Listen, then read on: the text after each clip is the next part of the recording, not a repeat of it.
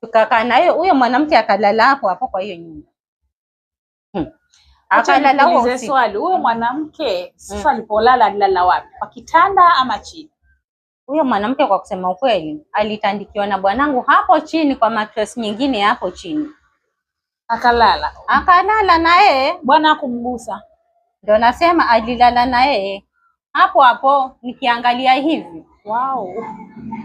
Alilala na yeye hapo chini wakifanya mambo yao bila uoga. Mwanaume mzima hana haya wala hajui vibaya. Mungu wangu. Nikawaacha siku ya kwanza. Huyo mwanaume before alale na huyo mwanamke alinikujia mimi, nikamuuliza we una akili timamu? Yaani we utoke huko penye umetoka umemleta mwanamke wako kwa nyumba alafu still unataka ulale na mimi, una wazimu ama ni kichaa? Akaniambiaje, kama hutaki kitu chenye